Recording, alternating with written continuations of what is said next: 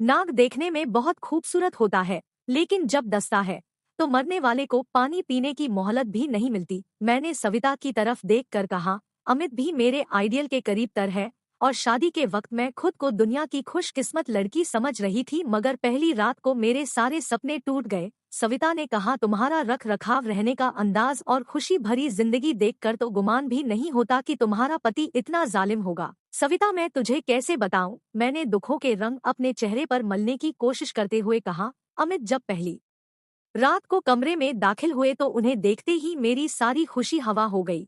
उनके सुंदर चेहरे पर गुस्सा छाया हुआ था और वो मेरी तरफ ऐसे बढ़ रहे थे जैसे मुझसे टैक्स वसूल करने आ रहे हो। मैं सहम कर सिमट गई थी। सविता ने कहा, इसका मतलब अमित बहुत चालाक है। वो पहली रात को तुम्हें रोब में लेना चाहता था। अगर ऐसा होता तो मैं भगवान का शुक्र अदा करती, लेकिन ऐसा नहीं था। मैंने अपने लहजे को दर्दनाक बनाने की कोशिश करते हुए कहा, वो तो मेरे करीब बैठते हुए कह रहे थे, पति भगवान होता है, ये बात यकीनन तुम्हें मालूम होगी, और उसे हुक्म देने और सजा देने का हक होता है। और यही बात अब हो रही है। वो मुझे हुक्म भी देते हैं और सजा भी देते हैं। जब वो ऑफिस जाते हैं तो मेरा वक्त अच्छे दिनों की कल्पना में गुजर जाता है, और फिर जब वो घर में दाखिल होते हैं तो वो किसी राजा की तरह अपनी दासी को हुक्म देते हैं, जाओ बाथरूम में नया साबुन रखो, उस साबुन से मैं नहीं नहाऊंगा जिसे तुम इस्तेमाल कर चुकी हो, और तौलिया भी दूसरा रखना। सविता ने कहा, पता नहीं क्यों मुझे तुम्हारी बातों पर यकीन नहीं आ रहा। अब तुम्हें यकीन आए कि ना आए बहन, पर हकीकत तो यही है। फिर मैंने दबी दबी जबान में कहा, अमित के आने में तो अभी देर है, तुम बैठो, मैं तुम्हारे लिए चाय बनाती हूँ। सविता ने कहा, अरे नहीं शांति, मैं चाय पीकर ही घर से चली थी, फिर कभी पी लूंगी, अब मैं चलती हूँ, मेरे पति के आने का वक्त भी हो रहा है। मैंने सविता से पूछा, तुम्हारे पति तो ड्यूटी से सीधे घर आते होंगे? हाँ, बस यही एक खूबी है उनमें। ये खूबी तो अमित में भी नहीं है। ड्यूटी 2:30 खत्म हो जाती है, लेकिन वो 6 बजे के बाद ही घर आते हैं। 6 बजे तक का वक्त वो कहाँ गुजारते हैं, ये पूछने की इजाजत दासी को नहीं है। एक बार गलती से पूछ लिया था, फिर मेरे दोनों गाल लाल हो गए थे, और मारने के बाद उन्होंने मुझे रोने की इजाजत भी नहीं दी थी। सविता ने पूछा, तो क्या अमित तुम्हें मारते भी हैं? हाँ, वो कहते हैं कि उनके पास सजा देने का हक हासिल है। सविता ने कहा, लानत है ऐसे हक पर। सुना है औरत पर हाथ उठाने वाले लोग अच्छे नहीं होते। अब क्या करूं बहन, माँ बाप की इज्जत भी तो रखनी है। तुम मेरे बहुत करीब हो, इसलिए सब कुछ मैंने तुम्हें बता दिया, वरना मैंने तो अपने घरवालों के आगे भी कभी जबान नहीं हिलाई। यही सोचकर चुप रहती हूँ कि उन्हें दुख पहुँचाने से फायदा भी क्या है। फिर सविता चली गई। सविता की शादी मुझसे सिर्फ 15 दिन पहले हुई थी, और वो उसी मोहल्ले में रहती थी जिसमें ब्याह कर मैं आई थी। मेरे और उसके घर के दरमियान में एक गली का फासला था। सविता मुझसे ज्यादा खूबसूरत थी, लेकिन उसका पति बस गोरा था। मेरा अमित उसके मुकाबले में लाख दर्जे बेहतर था। शादी से पहले मैं अमित से मोहब्बत नहीं करती थी, लेकिन मेरे दिमाग में जो जीवन साथी की कल्पना थी वो अमित जैसे मर्द ही की थी। जब अमित से मेरी मंगनी हुई तो मैं झूम गई थी। अमित और मेरे पिताजी दोस्त थे। हमारे खानदान का आमना सामना किसी बड़े फंक्शन में ही होता था। एक ही शहर में रहते हुए भी हमारे दरमियान बहुत फासला था। फिर जब मेरी और अमित की बात पक्की हुई तो ये फासला बिल्कुल घट गया। मेरी शादी के बाद तो फिर थोड़ी सी दूरी हो गई, और ये दूरी किसी तनाज़े के बिना पर नहीं बल्कि पुराने उसूलों की बुनियाद पर हो गई थी। मेरे पिताजी का ख्याल था कि लड़की के घर से शादी के बाद दूर रहना चाहिए। शादी के 2 महीने बाद अमित अपने घर से अलग हो गए। उनकी अपने बड़े भाई और भाभी से नहीं बनती थी, इसलिए उनके पिता ने उन्हें उनके कहने पर अलग कर दिया। मेरे ससुर ने अपना छोटा वाला घर जो बड़े घर ही के पास में था हमें दे दिया। मैं अमित के साथ अपना सामान लेकर बड़े घर से निकल आई। ये सब हंसी खुशी हुआ था, इसलिए हम लोग पहले तो हर छुट्टी का दिन बड़े घर ही में गुजारते थे। उस दिन मैं तो सबसे मिलती थी, लेकिन अमित अपने भाई और भाभी से बात नहीं करते थे। एक दिन मैंने कहा, जब आप भाई और भाभी से बात नहीं करते तो फिर वहां जाते ही क्यों है? अमित ने जवाब दिया, मैं माँ और पिताजी के लिए जाता हूँ, हफ्ते में एक दिन उनसे मिलना जरूरी है। हफ्ते में क्यों, आप उनसे रोज मिल लिया करो, और अगर मुझे साथ ले जाना ही है तो फिर मेरी तरह सबसे बात किया करो। अमित ने कहा, ठीक है, मैं तुम्हें साथ लेकर नहीं जाया करूँगा, अगर तुम अकेली जाना चाहती हो तो मेरी तरफ से कोई पाबंदी नहीं है। इस तरह बात ये ठहर गई कि जब अमित का दिल चाहता वो चले जाते, और जब मेरी मर्जी होती मैं अपनी ससुराल चली जाती। भरे घर से निकलने के बाद मैं खुद को तन्हा महसूस कर रही थी, लेकिन ये सिलसिला चंद दिन रहा। उसके बाद मोहल्ले की कई औरतें मेरी दोस्त हो गई। उनमें अक्सर मेरी उम्र ही की थी, कुछ ऐसी भी थी जिससे शादी से पहले भी मेरे अच्छे संबंध थे, कुछ नई भी थी। बड़ी उम्र की औरतों से तो मैं अमित की कोई बात नहीं करती थी, हाँ अपनी हम उम्र औरतों से जरूर अमित का जिक्र करती थी। चंद हफ्तों में सबको मालूम हो गया था कि अमित कितना जालिम और दुख देने वाला पति है। एक दिन मेरी सहेली नसरीन मेरे घर आई। मैं उसके पास भी अमित के किस्से लेकर बैठ गई। नसरीन ने कहा, तुम कसम खाकर भी कहो शांति, तो मुझे यकीन नहीं आएगा कि अमित ऐसे हैं। इतना भोला भाला चेहरा, इतनी नरमी है उनके चेहरे पर कि मैं क्या कहूँ। मैंने जले कटे अंदाज में कहा, बस बहन, कब्र का हाल तो मुर्दा ही जानता है। ये तो तुम जानती हो कि आदमी का दिखावा और अंदर से एक सा नहीं होता। अमित जो कुछ नजर आते हैं असल में वो है नहीं। मेरी खुशफहमी तो पहली रात को दूर हो गई थी। नसरीन ने आंख मारते हुए कहा, क्या वो वहशी हो गए थे? तुम जैसा सोच रही हो वैसा नहीं है। मैंने फंसी फंसी आवाज में कहा। उन्होंने अपनी मोहब्बत का इजहार मेरे चेहरे पर थप्पड़ों की बारिश करके किया था। कह रहे थे कि ये जो तुम्हारे चेहरे पर मेकअप है ये तो सुबह से पहले ही गायब हो जाएगा, और मैंने जो अभी तुम्हारे चेहरे पर तमाचा लगाकर लाली बनाई है वो कई दिन तक रहेगी। नसरीन ने कहा, तुम कह रही हो तो मैं यकीन कर लेती हूँ।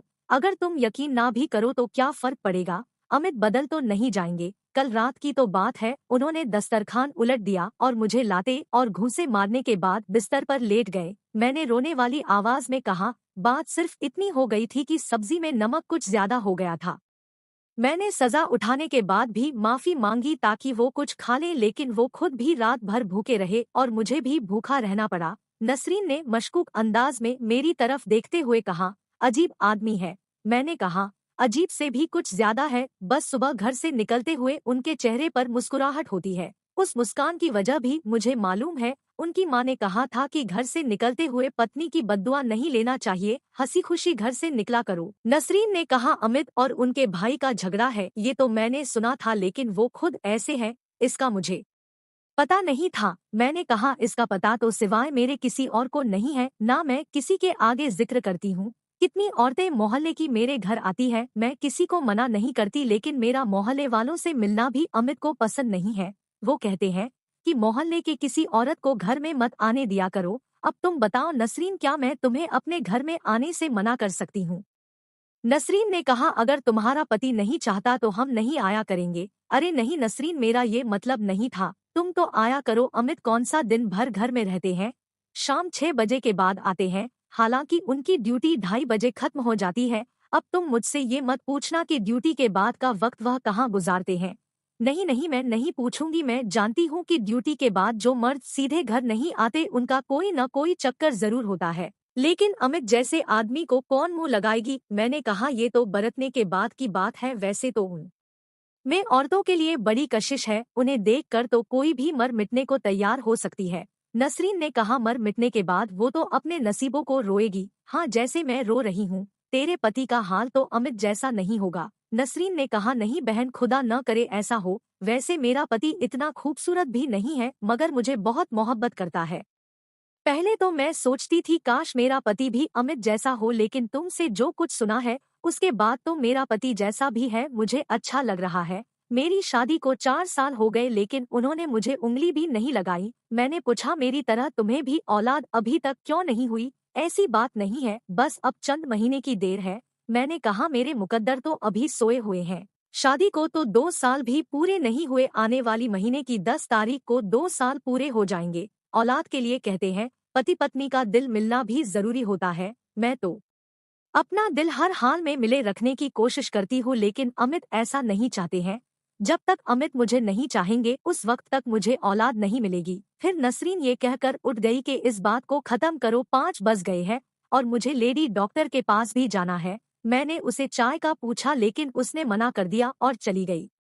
मैंने सविता, नसरीन, सुशीला और पूनम और 2-3 सहेलियों से अमित के बारे में बहुत खुलकर बातें की थी। अब सिर्फ काजल रह गई थी। 2 बार मैं हिम्मत करके उसके घर भी गई थी लेकिन वो मिली नहीं। उसके बारे में मालूम हुआ कि वो सर्विस कर रही है, उससे किसी छुट्टी वाले दिन ही मिला जा सकता था और छुट्टी वाले दिन ना मैं घर से निकलती थी और ना किसी को अपने घर बुला सकती थी। एक दिन मुझे मौका मिल गया। उस रोज अमित के दफ्तर वाले पिकनिक पर जा रहे थे। अमित सुबह 6 बजे से घर से निकल गए। मैं 9 बजे घर बंद करके निकली और सीधी काजल के घर पहुंची। वो कहीं जाने के लिए तैयार हो रही थी। मुझ पर नजर पड़ते ही उसने मुस्कुरा कर कहा, मैं तो खुद तुम्हारे वहां आ रही थी। मैंने उसे साथ लेकर अपने घर पर आ गई। काजल ने सोफे पर बैठते हुए कहा, तुम्हारे पति कहाँ है? सोचा यही था कि उनसे भी मुलाकात हो जाएगी। शादी के बाद से तो उनका दीदार ही मुश्किल हो गया है। मार्केट गए होंगे। मैं भी छुट्टी वाले दिन सबसे पहले अपने पति को मार्केट ही भेजती थी।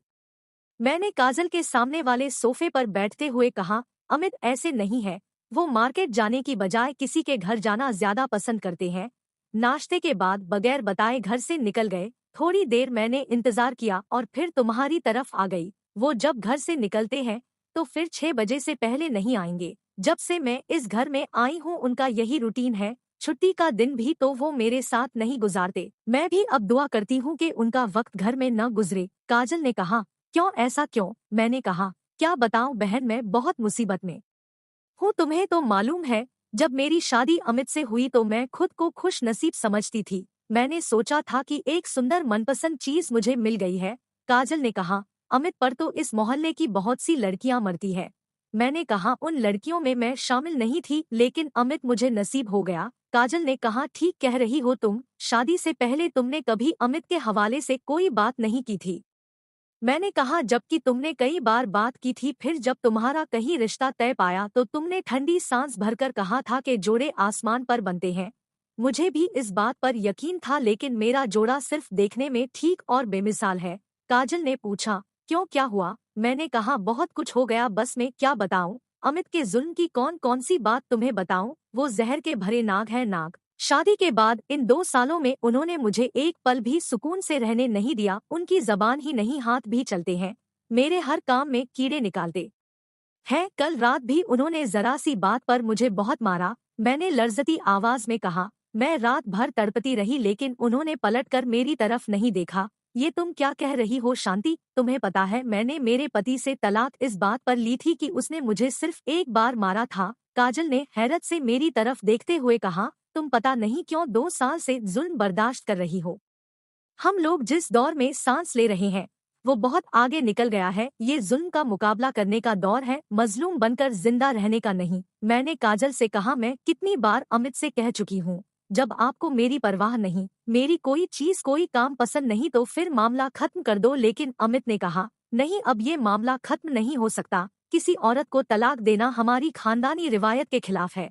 काजल ने कहा, भाड़ में गई ऐसी खानदानी रिवायत। तुम खुद कोर्ट में चली जाओ, मेरे ख्याल में तो कोर्ट तुम्हारे हक में फैसला देगी। मैंने कहा, इस बारे में मैंने कभी सोचा नहीं, अब तुमने बताया है तो अपने घर वालों से मशवरा करूंगी। तुम्हारे घर वालों को तो सब मालूम होगा। नहीं, मैंने खुलकर तो सिर्फ तुम्हारे आगे जबान खोली है।